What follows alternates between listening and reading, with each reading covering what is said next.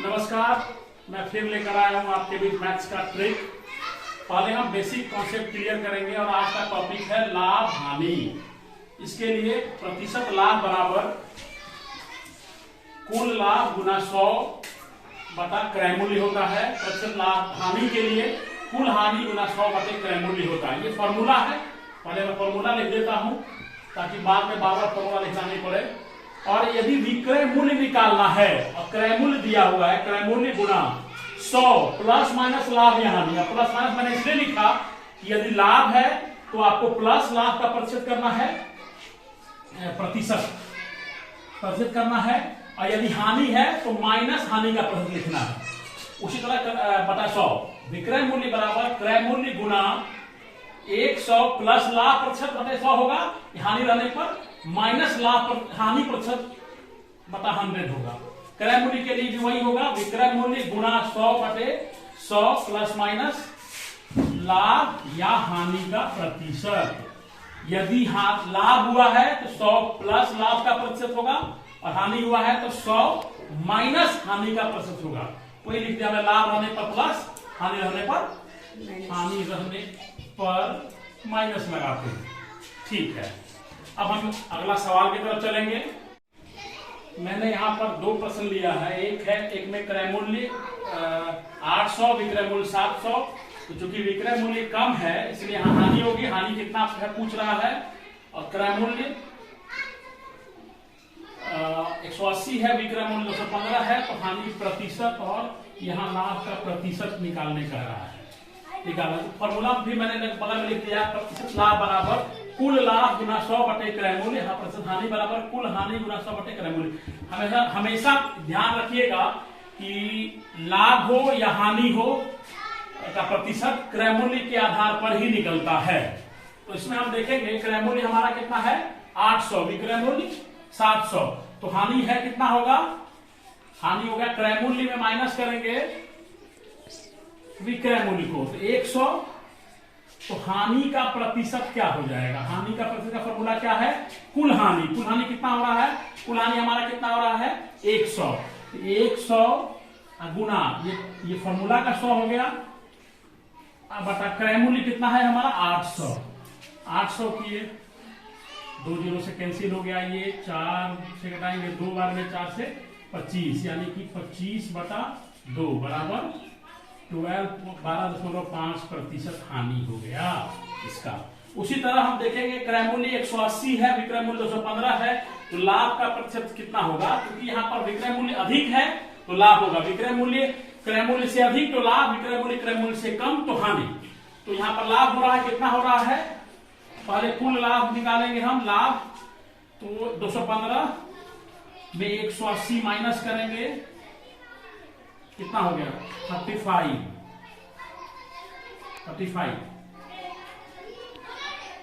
तो हाँ लाभ प्रतिशत कितना हो गया, लाभ का प्रतिशत हो गया कुल लाभ 35 गुना 100 बटा 180। ये कट गया, 18 कटा ये 2 से 9 बार में, ये 5 बार में। 35 गुना 5 हो जाएगा 5 25 25 के 5 अपने 2 5 3 15 2 17 175 बटे 9। अब हो जाएगा 9 के टेबल में आएगा, एक बार में ये कटेगा 1 8 85 9 9 81 4 बटे 9 प्रतिशत। 19.4 बटे 9 प्रतिशत। धीरे धीरे हम इस कड़ी में और टफ क्वेश्चन लाते जाएंगे, इसलिए वीडियो को अंत तक देखिएगा। चलिए अब हम देखते हैं कि ऐसा प्रश्न आता है, एक घोड़े को 20,000 रुपए में बेचने पर 25% का लाभ होता है। तो घोड़े को कितने में बेचा जाए कि 40% का लाभ हो।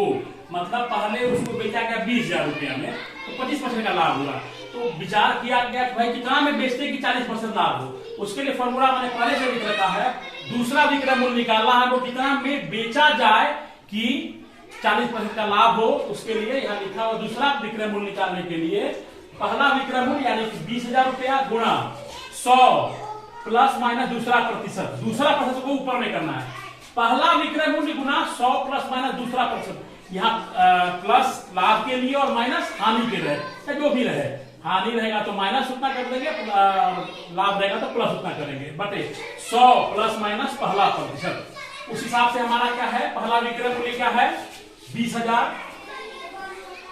तो यहां हम लिखेंगे दूसरा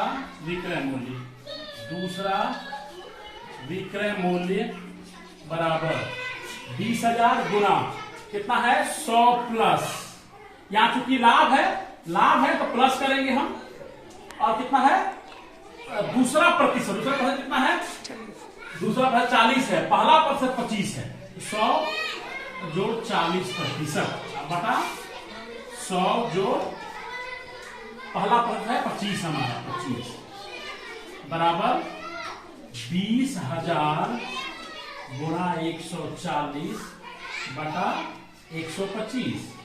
इसको 25 से घटाते हैं 5 बार में, 25 से घटाते हैं इसको तो 800 बार में, और 5 से घटाते हैं 28 बार में, बराबर 8 6 8 दूनी 16 6 22,400 22,400 रुपये में अगर उसको बेचा जाता घोड़े को तो 40% का लाभ होता।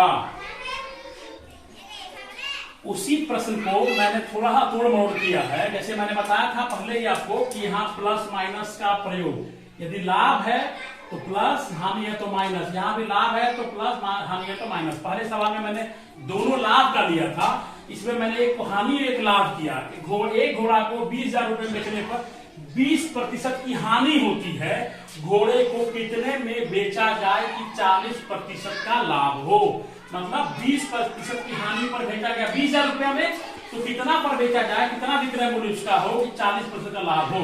तो उसी फॉर्मूला से हम करेंगे पहला विक्रय मूल्य कितना है हमारा 20,000 गुना, ध्यान दीजिएगा 100, यहाँ पहला क्या दूसरा प्रतिशत, दूसरा क्या है 40% का लाभ है, तो यहाँ क्या करेंगे 100 प्लस 40, और नीचे क्या होगा 100 पहला प्रतिशत क्या है, पहला प्रतिशत क्या है हानि है 20% का, 100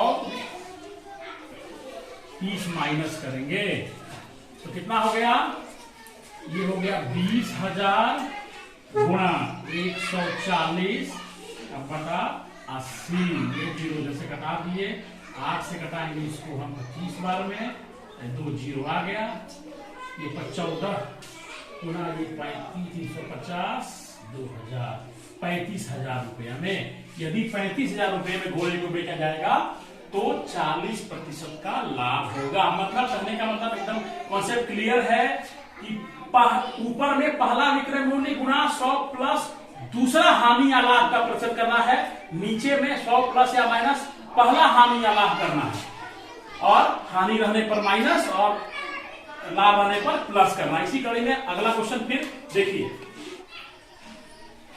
इसी कड़ी में हम आपको अगला प्रश्न दे रहे हैं, थोड़ा सा अलग हो गया पिछले प्रश्न से। ये राम ने 10,000 रुपए में टीवी खरीदा और 20% लाभ पर मोहन को बेचा, फिर मोहन ने क्या 10% हानि पर रवि को बेचा, रवि ने 15% लाभ पर सुमन को बेचा, तो सुमन ने टीवी कितने में खरीदा, मतलब पहले राम ने 10,000 में खरीद के 20% लाभ पर बेच दिया मोहन को, मोहन फिर 10% हानि पर बेचा, फिर रवि ने 15% लाभ पर बेचा।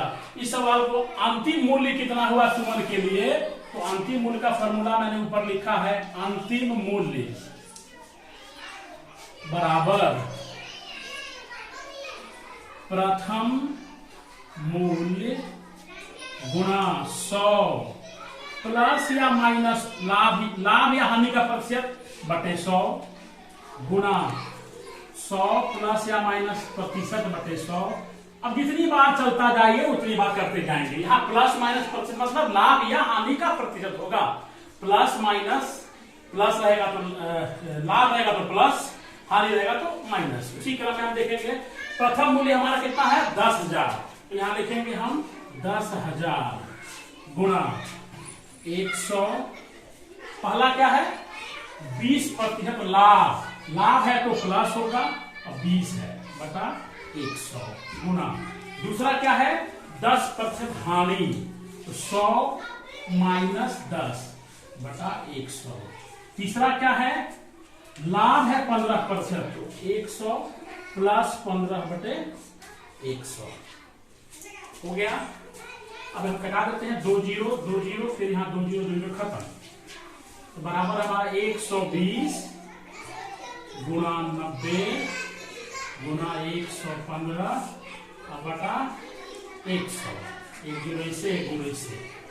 अब हमारा हो गया 112 गुना 108 गुना 115 बराबर कितना हो गया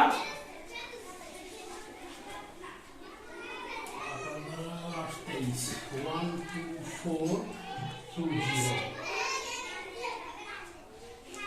12,420 रुपए में टीवी को सुमन ने खरीदा। मतलब इसमें देखिए ध्यान देने वाली बात यह है, कितनी बार खरीदा बेचा गया, अंतिम मूल्य निकालने के लिए हम वही करते जाएंगे। 100 लाभ रहेगा तो प्रतिशत लाभ और बटा 100 हानि रहेगा तो प्रतिशत हानि बटा 100 करके मल्टीप्लाई करते रहे। कभी कभी ऐसा होता है क्या कि अंतिम मूल्य दिया रहेगा, प्रथम मूल्य निकालना रहेगा, तो फॉर्मूला हमारा यही रहेगा और अंतिम मूल्य दिया रहेगा, उससे बाद में हम कैलकुलेट करके निकाल लेंगे। इसी सवाल को मैंने थोड़ा सा घुमा दिया है कि अंतिम मूल्य हमारा गिवन है, अंतिम मूल्य दिया हुआ है 8,000 रुपया, तो प्रथम मूल्य ज्ञात करना है, तो फॉर्मूला वही रहेगा अंतिम मूल्य बराबर, अंतिम मूल्य 8,000 दिया हुआ है बराबर 8,000 बराबर प्रथम मूल्य निकालना है हमको, प्रथम मूल्य गुना 100 में 10% लाभ है 10 बटा 100 गुना, दूसरा क्या है 10% हानि है 100 माइनस 10 बटा 100 गुना, तीसरा क्या है 20% लाभ है तो 100 जोड़ 20 बटे 100। अब हमारा सारा इस तरह चला आएगा। अब हम इसको सॉल्व करेंगे कि इसको इस तरफ ले आएंगे, 8,000 गुना 1 पर 6 जीरो हो जाएगा बटा नीचे में 110 गुना 90 गुना 120, इसको सॉल्व करिए 0 1 2 3 1 2 3 गुना कीजिए 8 पर 6 जीरो बटा 11 से 11 गुना 9 गुना 12, इसको सॉल्व करने पर आ जाएगा 6,734 रुपया। मतलब राम ने 6,734 रुपये में खरीदा टीवी, उसको फिर बेचते बेचते इस तरह से आया। कहने का मतलब कि अगर हमारा अंतिम मूल्य दिया हुआ है तो प्रथम मूल्य भी हम निकाल सकते हैं यदि कई बार बेचा खरीदा गया है तो।